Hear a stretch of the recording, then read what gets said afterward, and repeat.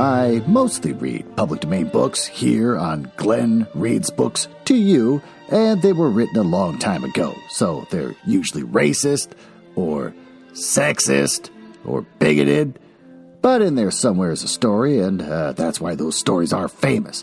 Other times, I read works from independent authors, and they're delightfully not racist, but they might have adult language or adult situations, like, making sex. So that's your warning, but I'm sure you're grown up enough to handle it. Don't write to me complaining. Oh my God, it's so hot outside. I'm so sick of global warming. It doesn't do anything for me. Oh, son of a... All right, fine. Take a seat, you little idiot. Welcome to the Glenn Reads Books to You mansion. It's a fun little bit where I pretend to live in a mansion and not just recording in my basement. This is where I read the hottest public domain books and short stories. This week, we're going to read The Metal Pig by Hans Christian Andersen. You want to learn about the author? Sure, I took the time to steal this from Wikipedia. Hans Christian Andersen was born the 2nd of April, 1805, and died the 4th of August, 1875. He was a Danish author. He's a prolific writer of plays, travelogues, novels, poems, and he's best remembered for his literary fairy tales. His most famous fairy tale includes The Emperor's New Clothes, The Little Mermaid, The Nightingale, The Steadfast Tin Soldier, The Red Shoes, which I've never heard of, The Princess and Bee, and The Snow Queen, The Ugly Duckling, and Little Match Girl, and Thumbelina. Andersen's stories have inspired ballets, plays, and animated and live-action films. You want to hear a fun fact that I learned from Crack.com? That's where I'm at in my life right now. I read fun facts from Crack.com. Born in 1805, he was both clumsy and effeminate. Shunned by his schoolmates, his aunt ran a brothel, and his half-sister worked as a prostitute, which are thought to have affected his views on relationships with women later on. His father had mental issues, and his grandfather spent a lot of his time committed to an asylum. Andersen was dyslexic and had multiple phobias, including obsessive terror of being burned or buried alive. He never married, and at different times in his life, he was infatuated with both men and women. He's thought to have remained celibate his whole life, the result of his combination of complicated childhood, disgusted sexual feelings, and religious guilt about some same-sex attraction. When he died in 1875, he was found to be carrying a letter in his pocket from a girl that he was in love with as a youth and spurned his advances, seemingly carrying it with him for decades, which is all really sad. But then it gets really wild. With all the physical things aside, it seems to have been his physical sexual acts have been self-performed. The code that he used in his journals wasn't particularly complex. He used two small crosses like plus signs to show that he'd masturbated. For instance, one diary entry about receiving a visitor concludes, "When they had left, I had a double sensuous plus plus." So much for your code. If with context, you can tell that you just masturbated. He developed a habit at one point of visiting brothels, or as he called them, human shops, just to fill his mind with material to entertain himself with later. One diary entry mentions leaving such an establishment without having sinned indeed, but certainly in my thoughts. As the Canadian playwright Robert LePage, who wrote a play about the writer, The Andersen Project, puts it, when he visited Paris, he would go to brothels in the Port Saint-Denis area, not to touch the women, but to speak to them, and then go to his hotel to wank off. Sometimes he overdid it, where his passages include things like penis sore, penis sick, penis tender, penis very bad, and penis hurts. Let's go read the story.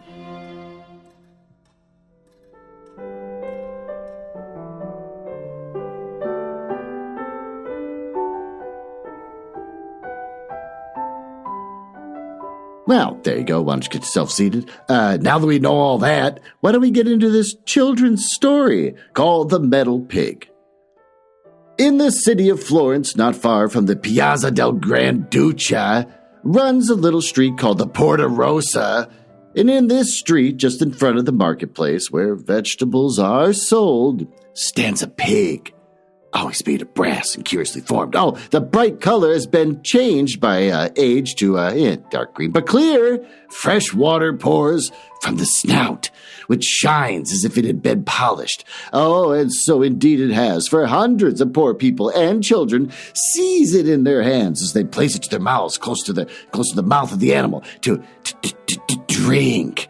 Oh, it's quite a picture to see a half-naked boy clasping the well-formed creature by the head as he presses his rosy lips against his jaws. What the hell? Everyone who visits Florence can very quickly find the place, and it has only to be asked the first beggar he meets for the metal pig, and he will be told where it is. Oh, it was a late on winter evening. The mountains were covered with snow. The moon shone brightly, and the moonlight in Italy, oh, it's like a dull winter's day in the north. Indeed, it is better, for clear air seems to raise us above the earth. While in the north, a cold gray leaden sky appears to press down upon the earth, even as the cold damp earth shall one day press on us in the grave. Jesus, in the garden of the Grand Duke's palace, under the roof, one of these wings where 1,000 roses bloom in the winter, a little ragged boy had been sitting the whole day long. A boy who might serve as a type of Italy, lovely and smiling, and yet still suffering. Oh, he was hungry and thirsty, yet no one gave him anything. And when it became dark and they were about to close the gardens, the porter turned him out. Oh, and he stood a long time, musing on the bridge which crosses the Arno, and looking at the glittering stars reflected to the water which had flown between him and the elegant marble bridge della Trinta. And when he walked away toward the metal pig, half knelt down, clasped it with his arms, and then put his mouth to the shining snout and drank deep draughts of the fresh water. Close by lay a few salad leaves and a few chestnuts, which were to serve for supper, but no one in the street was there but himself, and it belonged only to him. So he boldly seated himself on the pig's back and leaned forward as his curly head could rest on the head of the animal. And before he was aware, he fell asleep. Now it was, midnight. The metal pig raised himself gently, and the boy heard him quite distinctly. "Hold tight, little boy, for I'm going to run."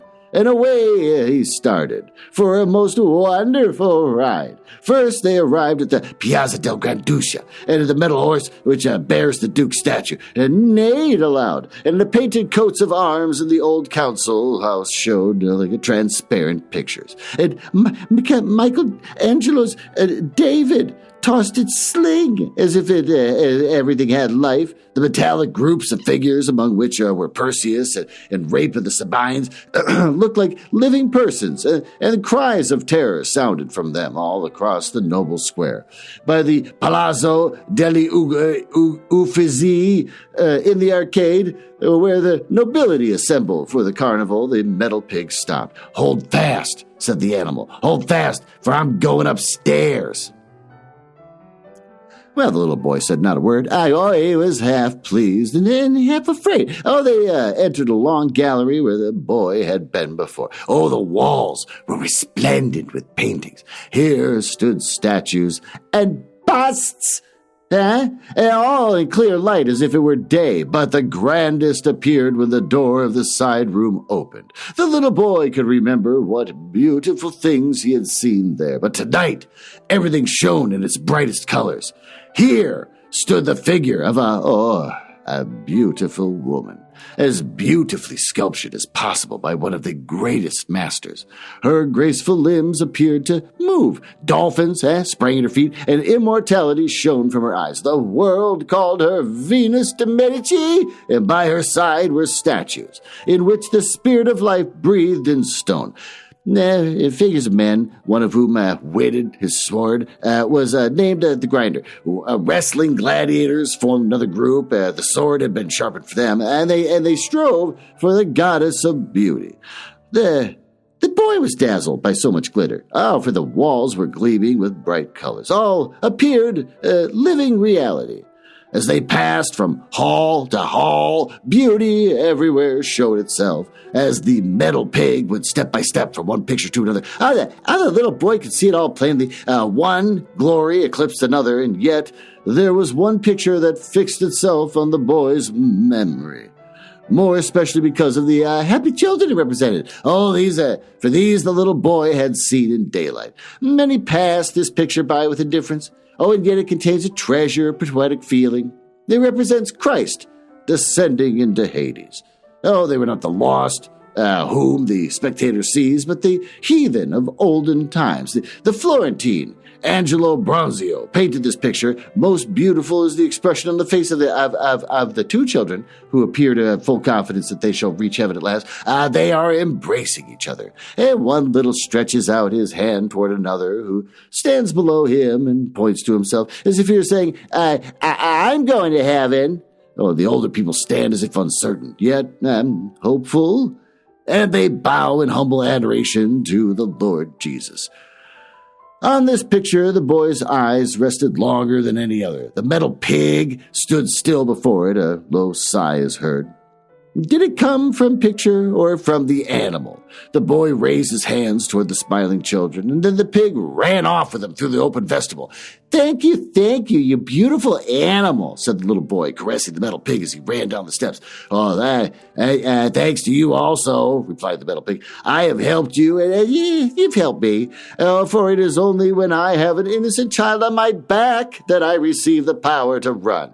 Yes, as you see, I can even venture under the rays of the lamp in front of the picture of the Madonna. But I may not enter the church. Still, from without, why can't he enter the church? Is he from hell? Is he not allowed? What am I missing here? The pig's from hell.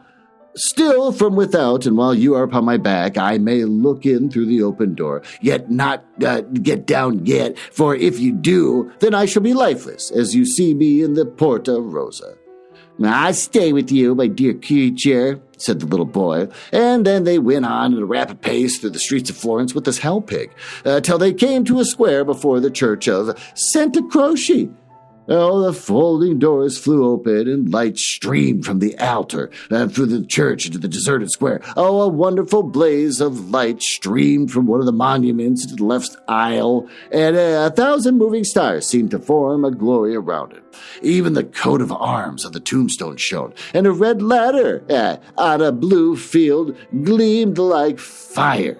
It was the grave of Galileo. I could say it. The monument is unadorned, but the red ladder is an emblem of art, signifying the way to glory leads up to the shining ladder on which the prophets of mind rise to heaven.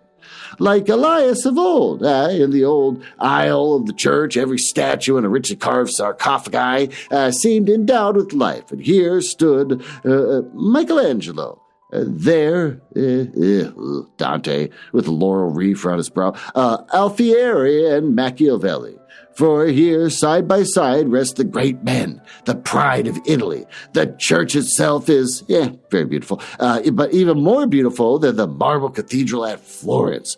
Though, not so large. It seemed as if the carved vestments stirred, and as if the marble figures they covered raised their hands together to graze upon the brightly colored glowing altar, where the white-robed boys swung the golden censers amid music and song, while the strong fragrance of incense filled the church and streamed forth into the square. Well, the boy reached forth his hands toward the light, and at the very same moment the metal pig started again so rapidly that he was obliged to cling tightly to him.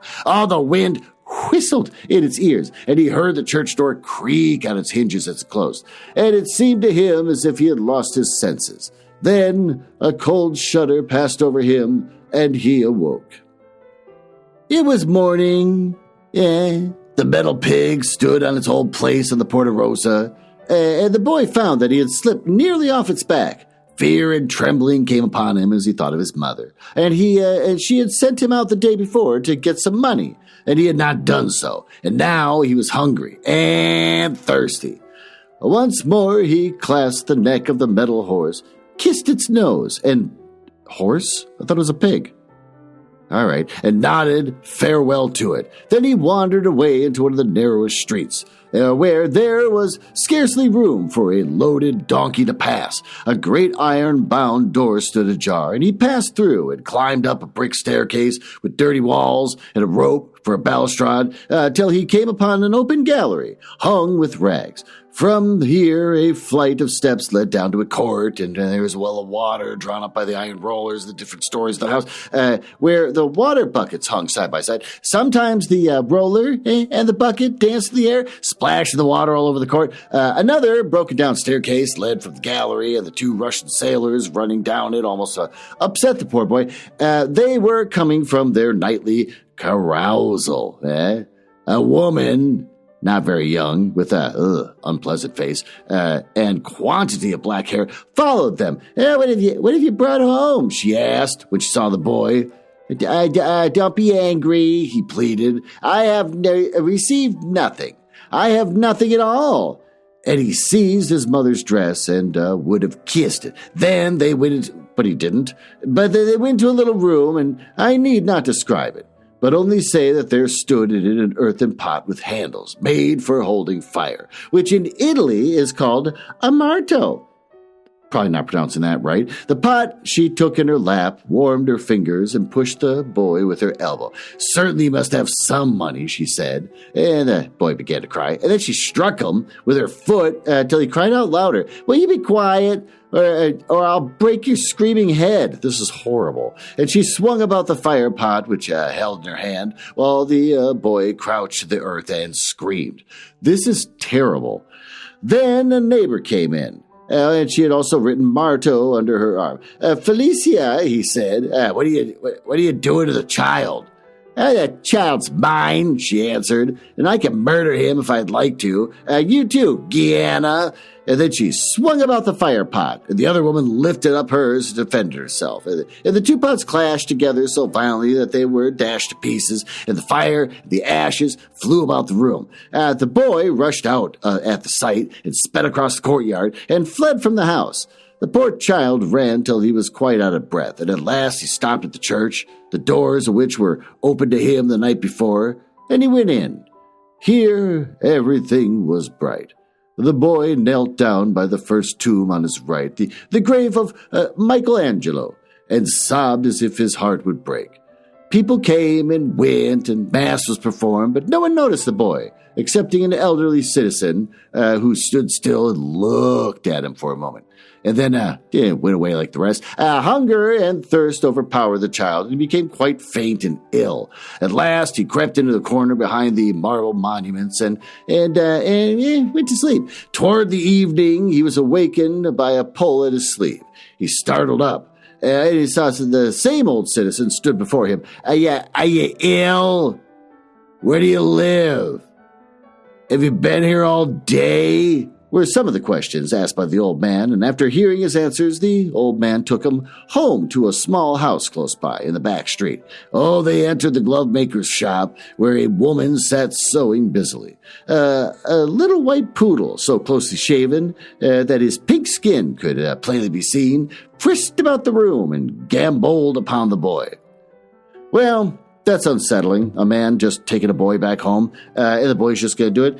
Why don't we get away from this icky story and take a break down in my basement, which is not weird, totally comfortable because I've decorated it, and we can talk about the latest upcoming books from Penguin Random House.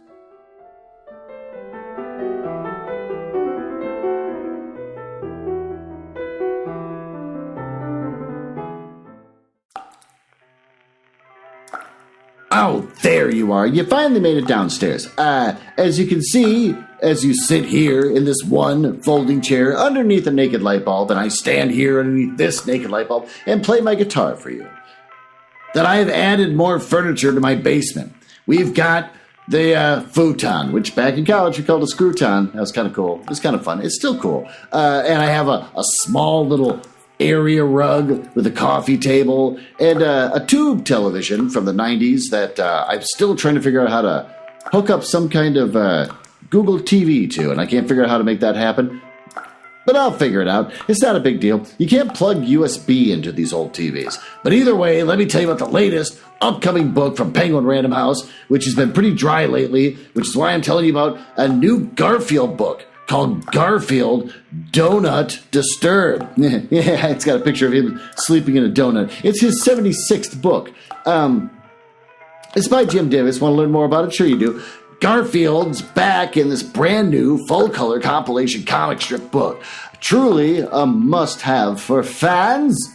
While Garfield is best known for his insatiable appetite for lasagna, we know that, he also believes in voraciously eating, quote, whole, unquote, foods. Whole, H-O-L-E. What could that mean? In fact, making donuts disappear might just be Garfield's superpower, along with taking marathon naps. Oh, come on, stop it. Fans of the Fat Cat won't want to be disturbed as they happily devour this latest batch of scrumptious comics. That's Garfield Donut Disturbed by Jim Davis. It's part of the Garfield series of books. It's paperback for $16, coming out August 27th, 2024. You can get it from Amazon, Barnes & Noble, Books A Million, Bookshop.org, Hudson Booksellers, Powell's, Target, and you'll find a bunch of people when this comes out standing around. Wait, like, come on, it's almost midnight. Just put the Garfield books out. And they're like, no, we're going to wait till it's exactly midnight. You got to stand there and wait. Like, what do you think this is some kind of like Harry Potter event or something? The book comes out when we put it on the shelves. Like, come on, just do it. I want to get back home and read this. Like, no. And then when midnight finally hits, like, okay, here's a stupid box of books. And they put out the Garfield Donut Disturbed and all these old men, mostly. Old men that have been reading Garfield books since the 80s. Just like, they devour it ravenously. Getting multiple copies because they plan to resell it on eBay. And you can find this whole situation happen at Walmart. Well, with that, why don't we go back upstairs, continue reading this highly disturbing story.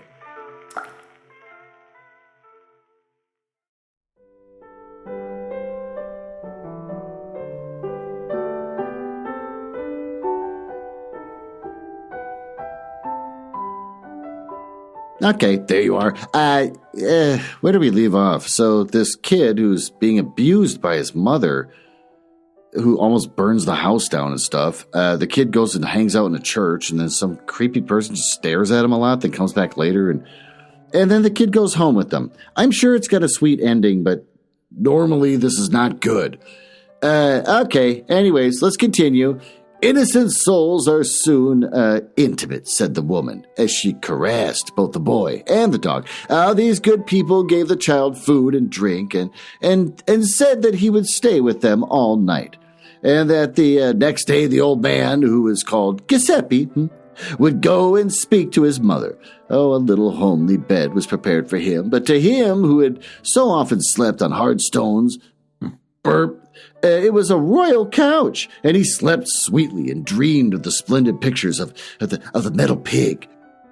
Giuseppe went out the next morning, and the poor child was not glad to see him go, for he knew that the old man had gone to his mother, and that perhaps, he would have to go back. He wept at the thought, and then he played with the little lively dog and kissed it, while the old man looked kindly at him to encourage him. And what news did Giuseppe bring back? Well, at first the boy could not hear, for he talked a great deal to his wife, and then he nodded and stroked the boy's cheek. And then he said, he is a good lad, and he shall stay with us. He may become a cleverer glove maker like you. Look what delicate fingers he has got. Madonna intended him to be a glove maker. So the boy stayed with them, and the woman taught her how to sew, and he ate well and slept well and became very merry.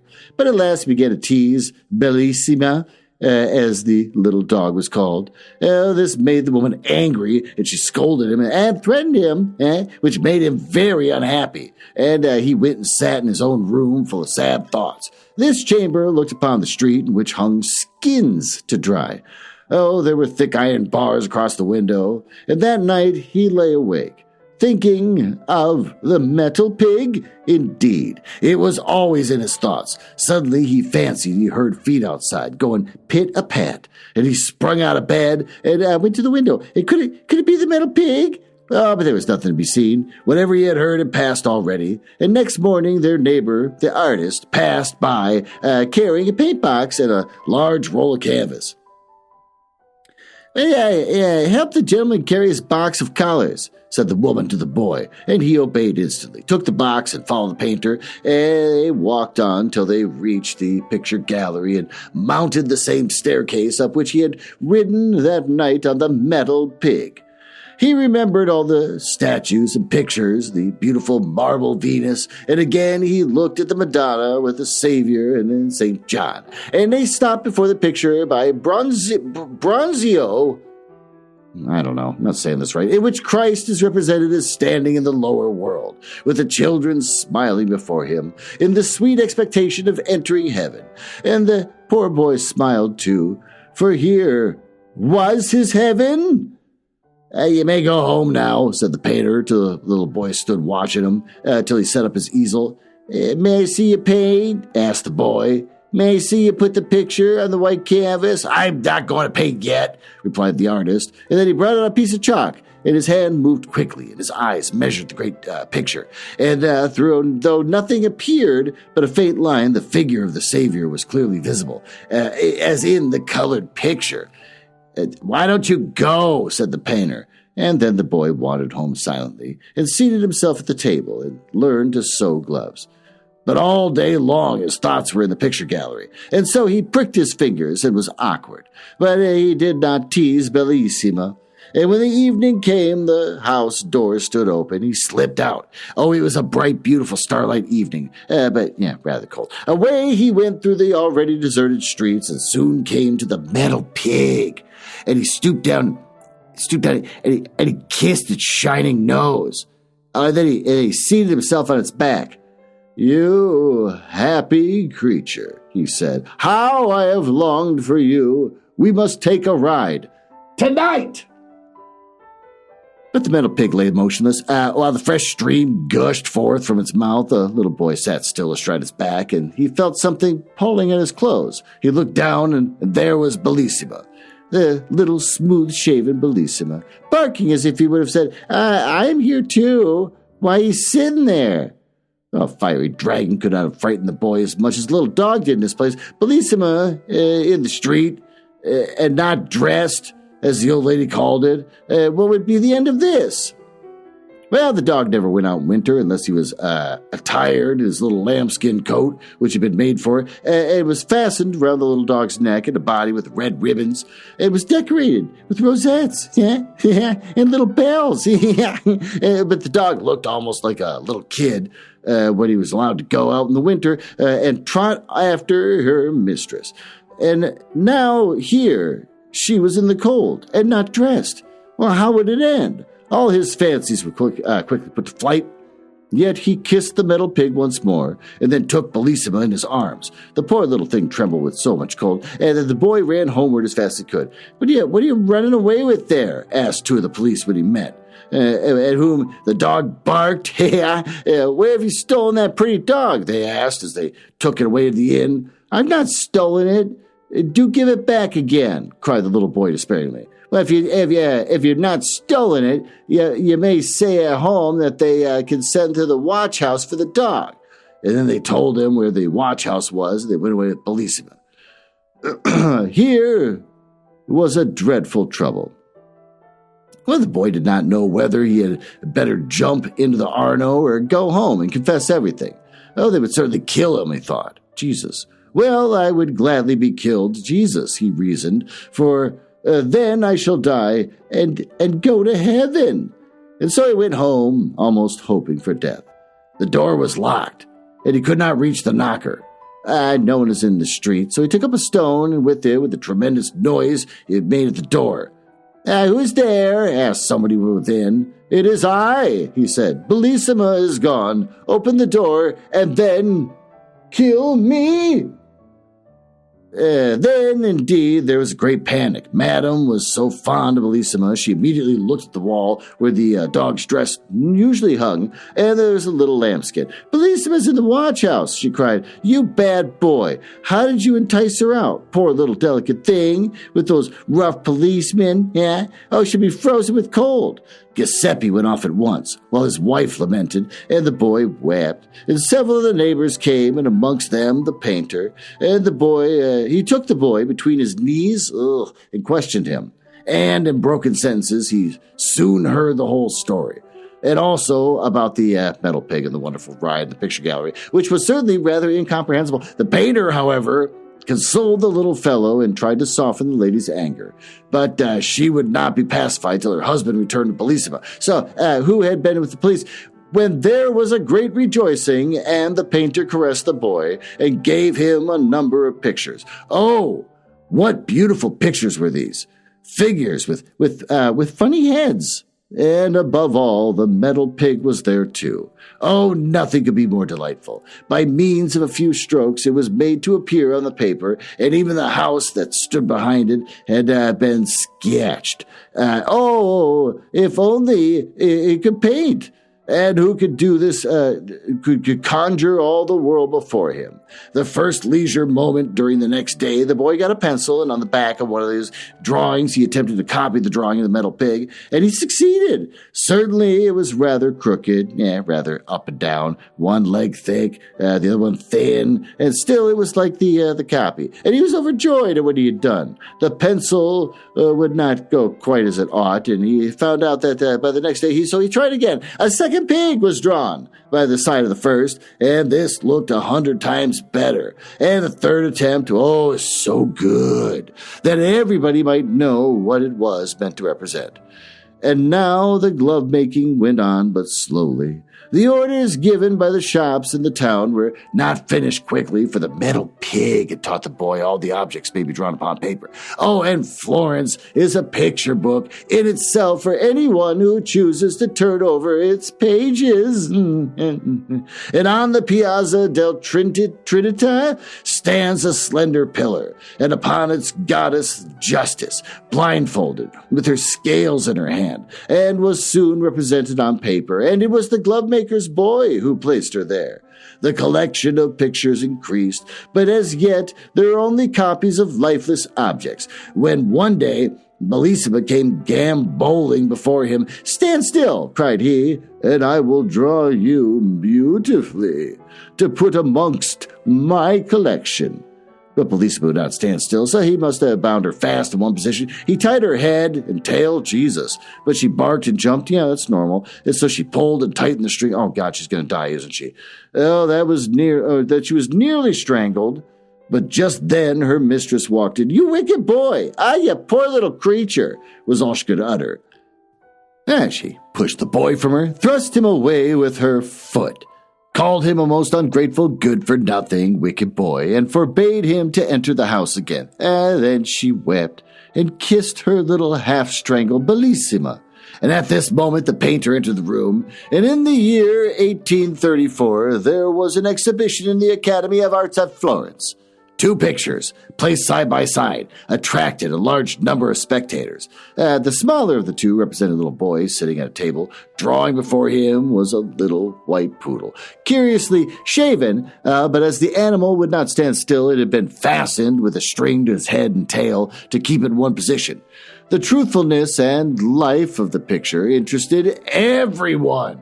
The painter was said to be a young Florentine who had been found in the streets when a child by an old glove maker who had brought him up. The boy had taught himself to draw. It also said that a young artist, now famous, had discovered talent in the child just as he was about to be sent away for having tied up Madame's favorite little dog and using it as a model. The glovemaker's boy had also become a great painter, as the picture proved, but the larger picture by its side was a still greater proof of his talent.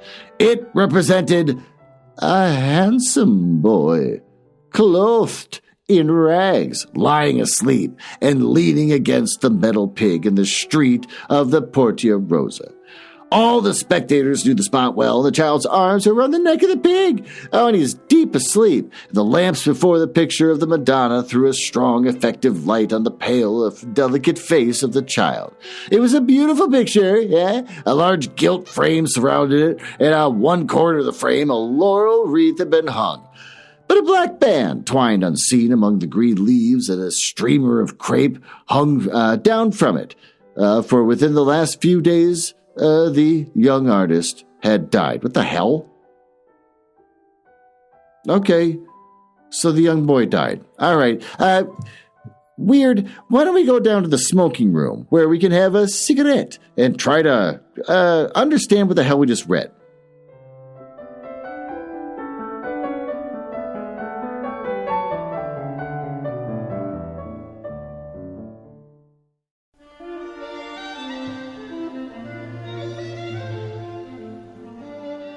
Oh, there you are. Why don't you sit down? Normally I have a whole thing where I'm all friendly and offer you a cigarette, and then I complain about my wife's birds and whatever. But go ahead and have a cigarette from the, yeah, there it is. The baboon's skull there on the table. You take the top of the head off, and then there's cigarettes.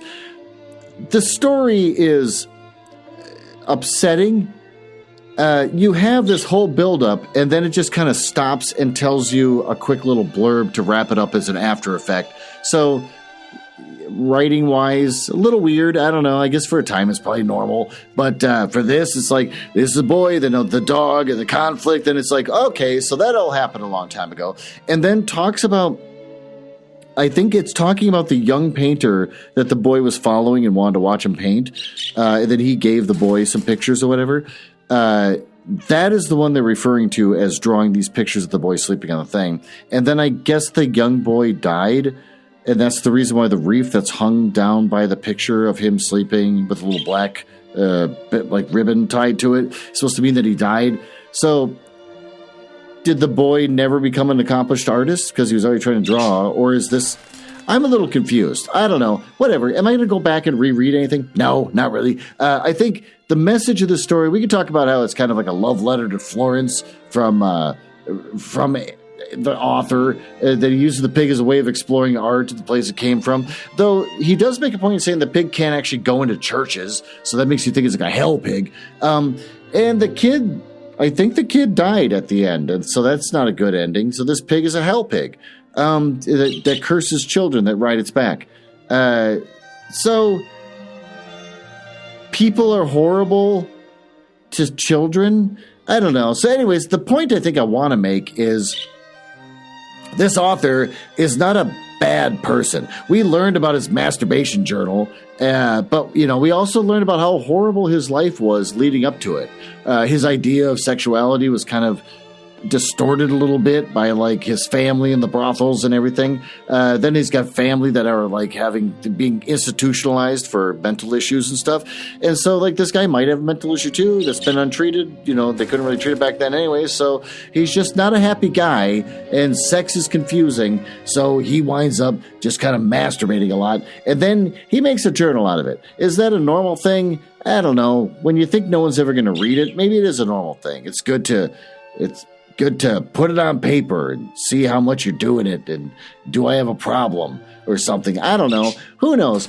So is he a bad person? No, he's not a bad person. No, he's a good person. He's fine. He's totally fine. When he's writing about this kid being abused and like nearly murdered by his mother, that's kind of the way the world was back then. So he's just kind of reflecting the harsh realities of what children had to deal with back then. So he's not a bad guy. I think the message, the real message, not of his story, the real message is, if you've got anything embarrassing in your life that you do for your own psychological health, hide it or burn it or make sure no one can discover it. Do you have porn that you watch? Hide that porn. Get rid of it. Make sure that because we're all going to die, make sure when you die, no one ever finds that thing. You could die tomorrow for some weird reason, or you could die of like a heart attack.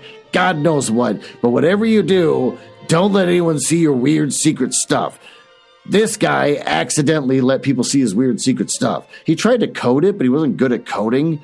Like, I certainly did plus today. I did it excessively, and now my penis hurts. Well, then we know what the code means now, weirdo.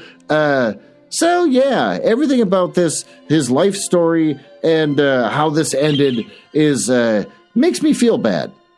So, yeah, keep your secrets. Don't let anyone discover your secrets. And I guess don't try to ever be an artist, especially in Italy. Well, with that, thanks for listening. I guess maybe I'll see you next week. Bye.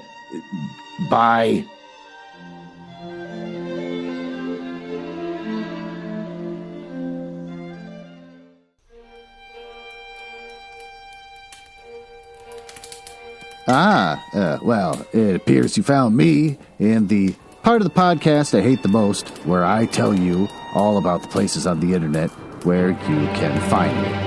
You can tell I hate this because of the sound effects making it sound like a stormy night in the drawing room of the damned. Now, there's that.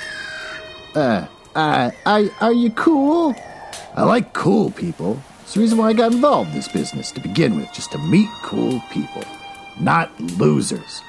So if you're cool, feel free to go over to my website, nuzzlehouse.com. But if you go there, you get to hear some of the other stuff that I and my wife work on, like the Radio Mystery Theater show, where we try to recreate the same show that used to be on in the 70s, but they don't make any episodes anymore. So we make our own, and we just steal all their commercials. And also, just in a curious mind, we made a Christmas album. If you go to our link tree, you can see that we made a Christmas album. It's the first thing we did after getting married, which I think everyone should do when they get married, is start talking about the Christmas album they're going to make. And we're working on a new show where we give relationship advice by reading paranormal smut. And since I think you might be cool, you can always just email me directly, glenn.nuzzles@gmail.com. But don't email if you're a nerdlinger or a dork. Now, back to business. I can't believe I drank all of them already. There's got to be one left.